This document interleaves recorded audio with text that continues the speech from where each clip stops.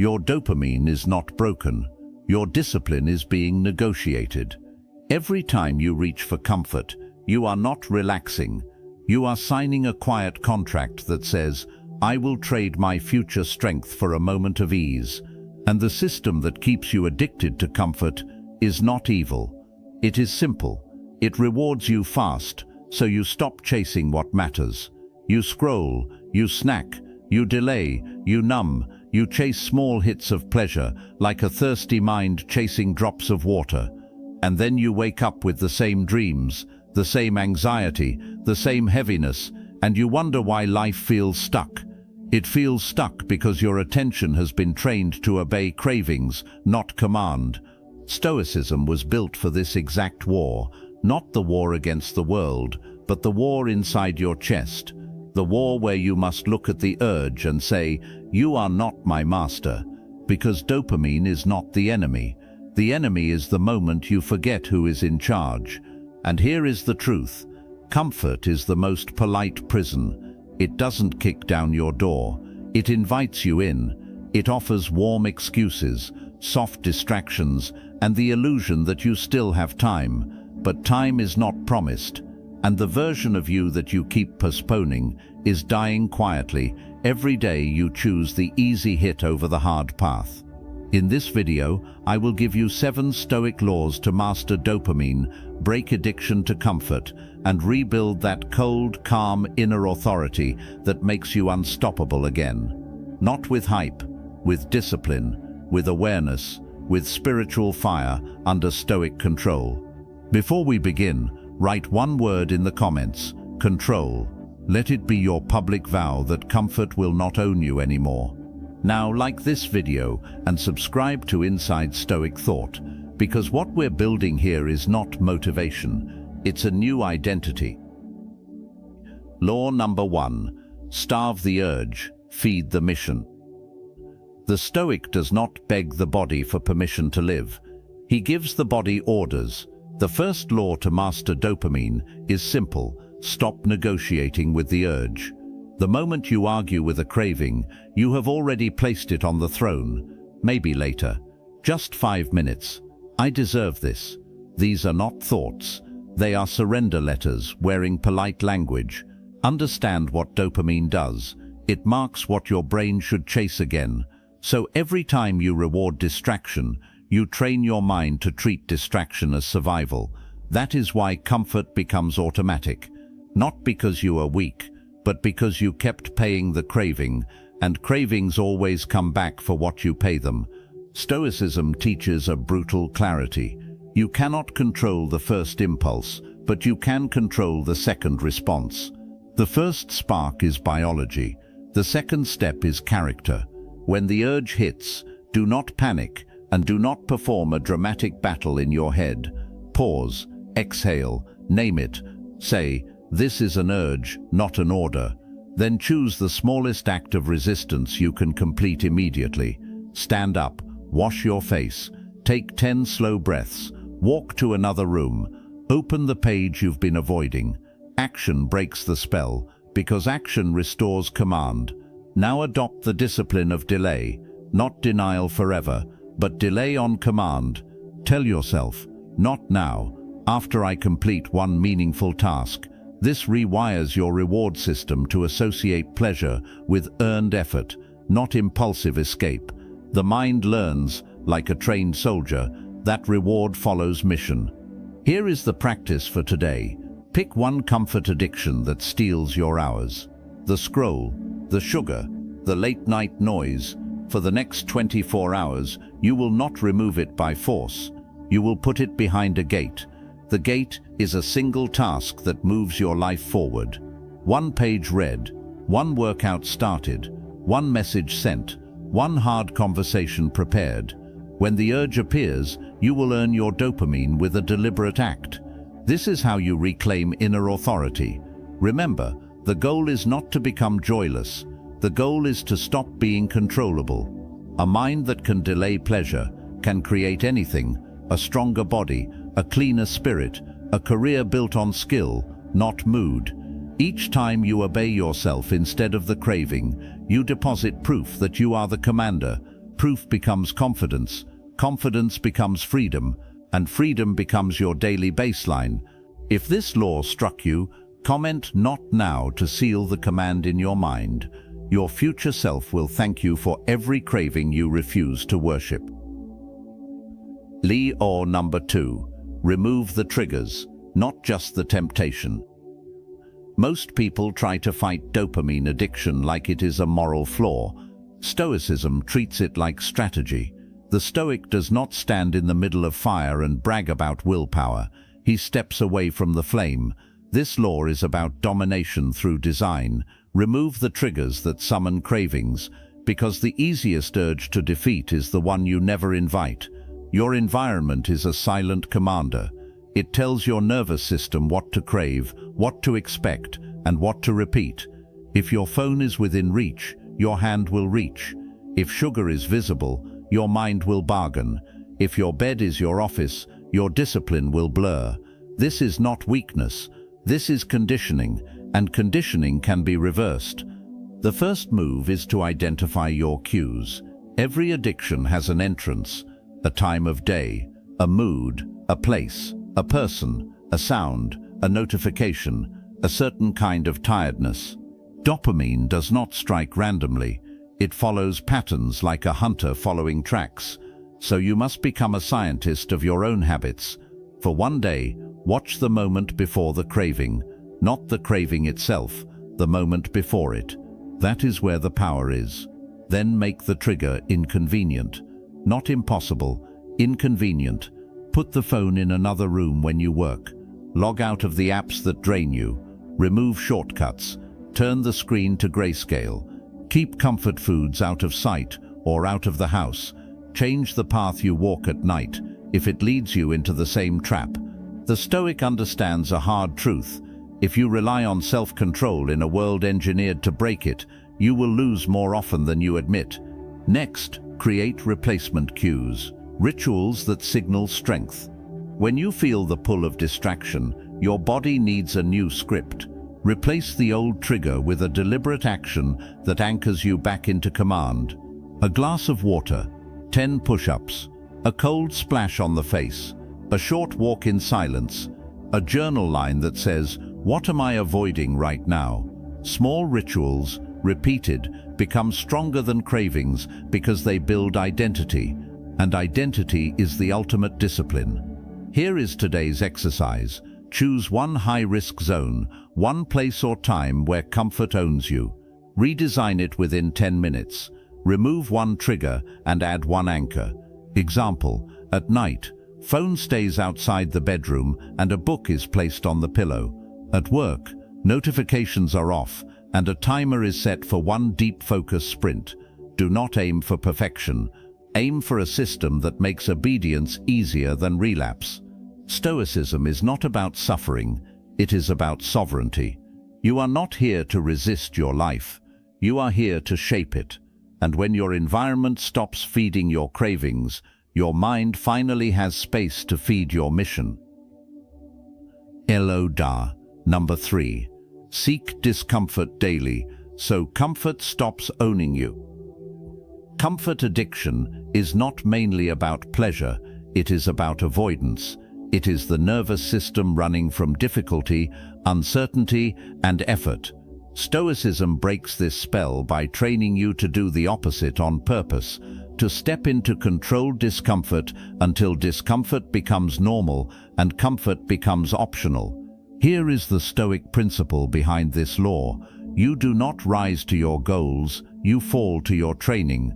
If your daily life is soft, your mind becomes soft. If your daily life contains deliberate hardship, your mind becomes unshakable. Dopamine stops controlling you when your brain learns that effort is safe and discomfort is survivable. Most people wait for motivation to appear. The Stoic manufactures readiness. He uses small, repeatable acts of discomfort to build a calm dominance over the body's demands. This is not punishment. This is conditioning. You are teaching the mind a new reward: pride, clarity, and self-respect. Start with one discomfort ritual each day, something measurable. something you can complete even when you do not feel like it.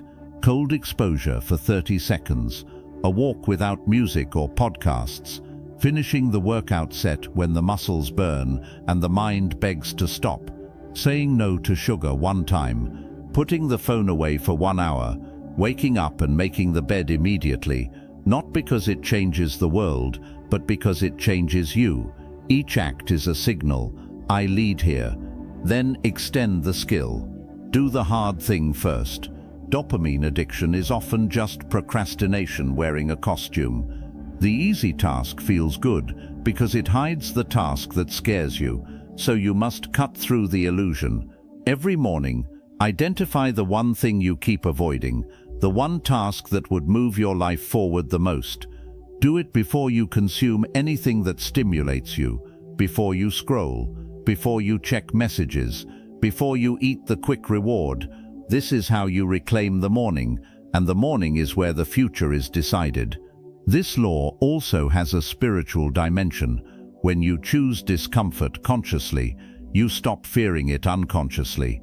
You stop running, you become present, and presence is power. The urge loses its magic when you no longer need it to escape your feelings. You can sit with boredom, you can sit with tension, you can sit with the uncomfortable silence where growth actually happens. Here is today's exercise. Choose one micro hardship and one hard first task. Micro hardship means a small discomfort you can repeat daily. Hard first means the task you avoid most. Do both today. When the mind complains, do not debate it, observe it, let it speak, then act anyway.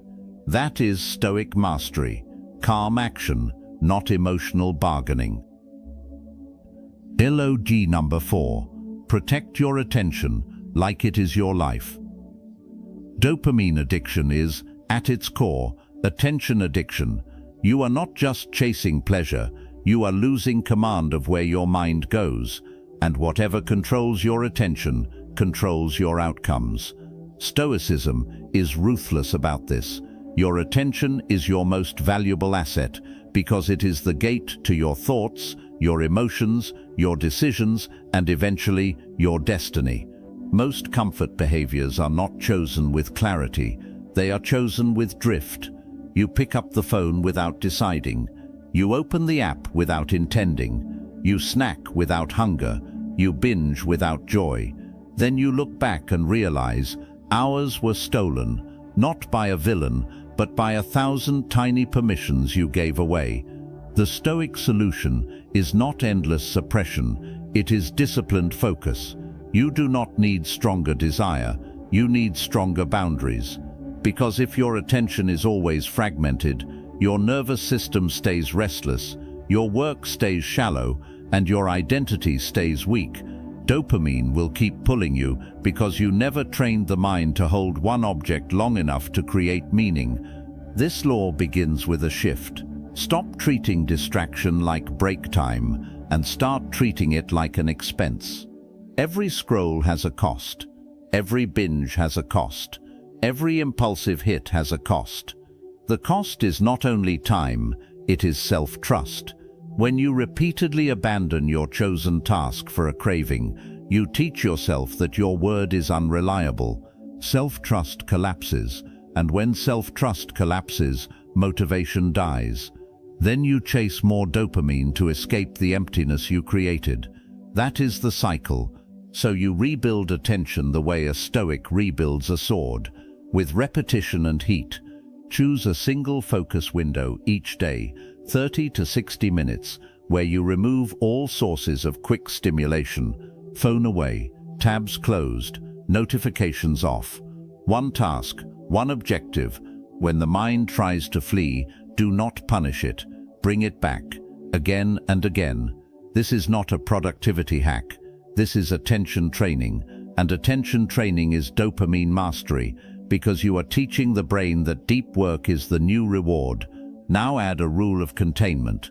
Your dopamine devices only operate inside designated zones and times, not everywhere, not whenever. If you allow constant access, you will live in constant temptation. Containment turns chaos into order. Order turns impulse into choice. Choice turns you back into a leader. Here is today's exercise. Create one sacred focus block and one distraction fence. The focus block is a set time where you do your most important work with zero stimulation. The distraction fence is a boundary, like no phone in bed, or no social media before noon, or entertainment only after my main task is complete. Pick one fence you can actually keep, then keep it for 24 hours as a personal oath. Your mind is a kingdom. If you let anything enter at any time, it will be conquered. Guard the gate, guard the hours, guard the attention. Your future depends on it. Comment "guard the gate" if you are protecting your attention today. LOR. Number 5. Reward discipline, not impulse. If you reward impulse, you will live impulsively. If you reward discipline, you will become disciplined.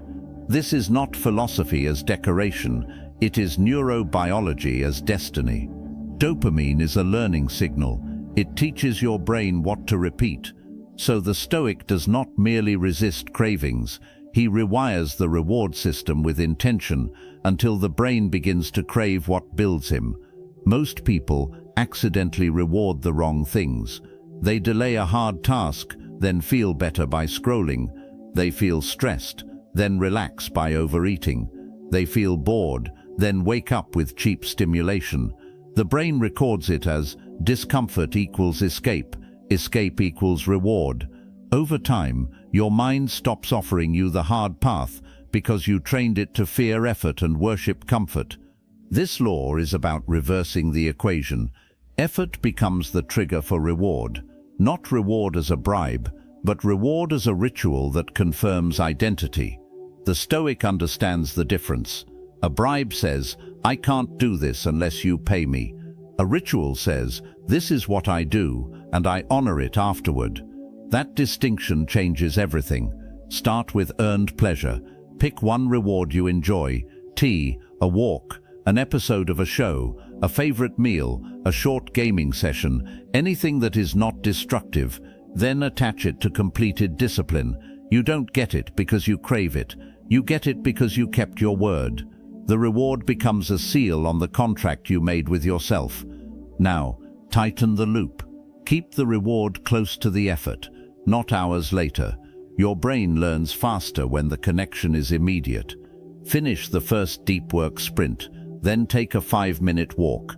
Complete the workout, then enjoy a shower like a victory ceremony.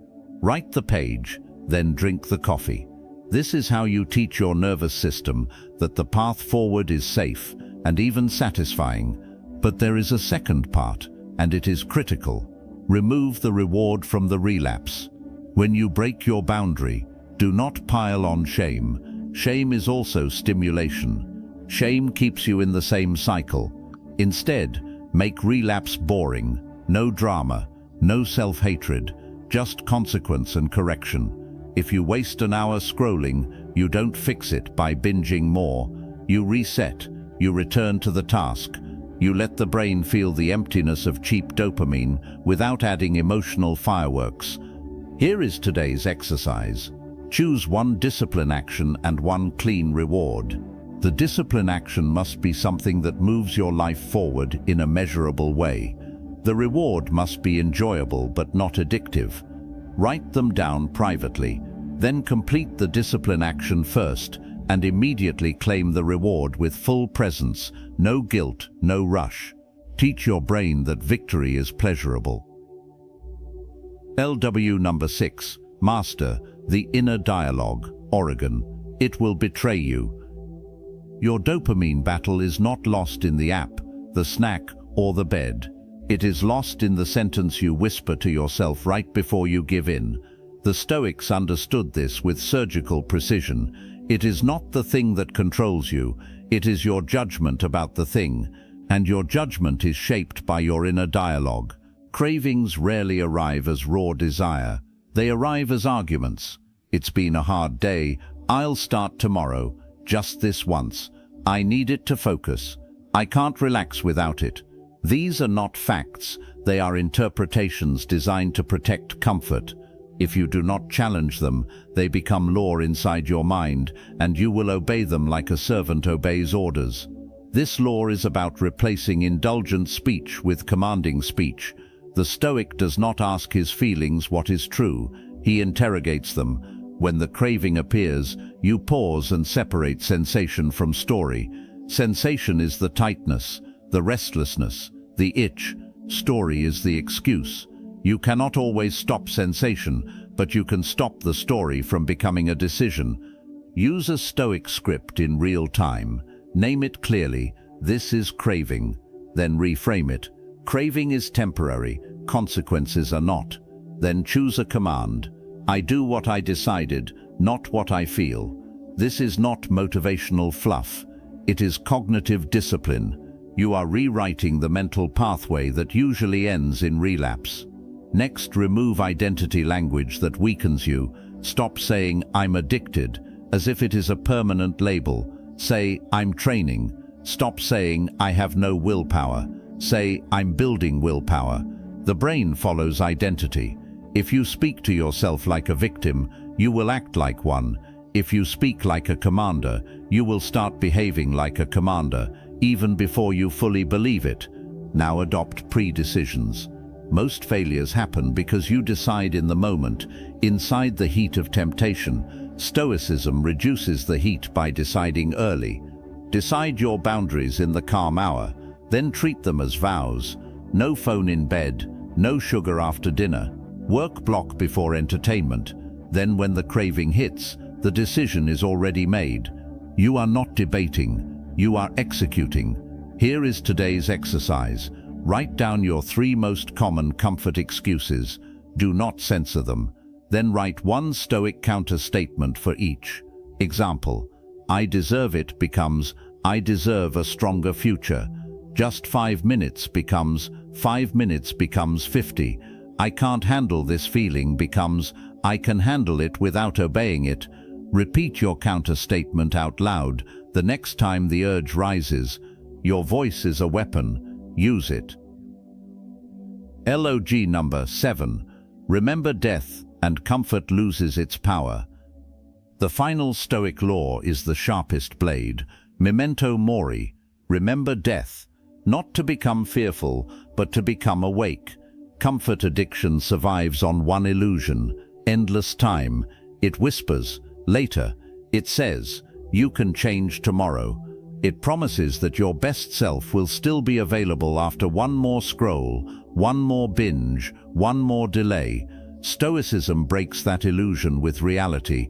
Your days are numbered, and every wasted day is a piece of your life you will never recover. When you truly accept this, dopamine stops being the god of your attention, because you realize what you have been trading away. Not just productivity, not just fitness, not just money.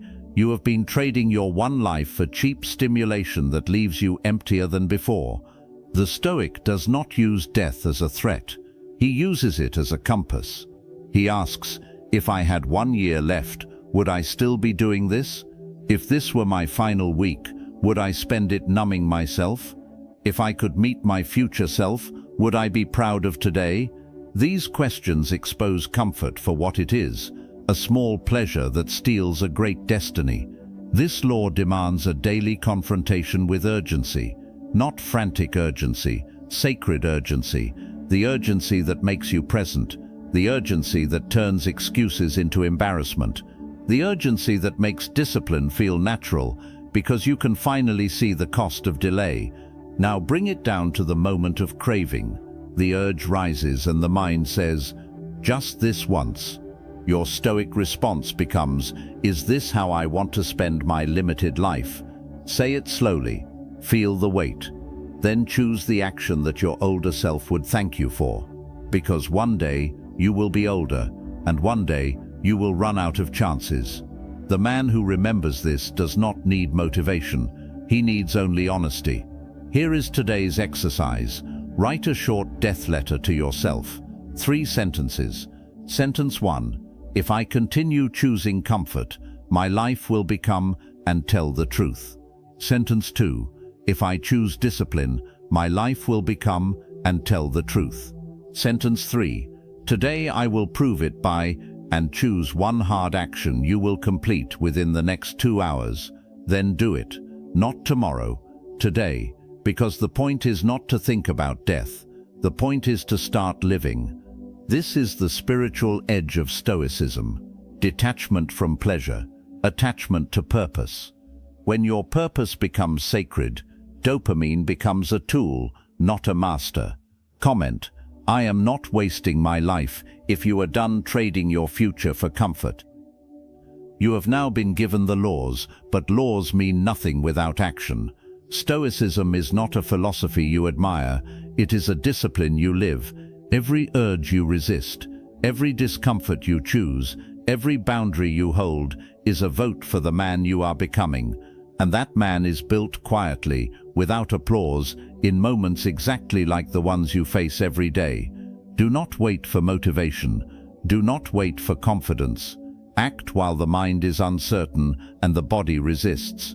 That is where power is forged. Remember, dopamine is not your enemy. Unconscious living is. From this moment forward, let comfort be a choice, not a reflex. Let discipline be your default. Let presence replace escape. If this video gave you clarity, go back and re-watch it slowly. Apply one law today, then another tomorrow. Progress compounds when identity shifts. May you have the strength to endure discomfort, the wisdom to control desire, and the calm authority to lead your own mind. Like this video, subscribe to Inside Stoic Thought and walk this path with us.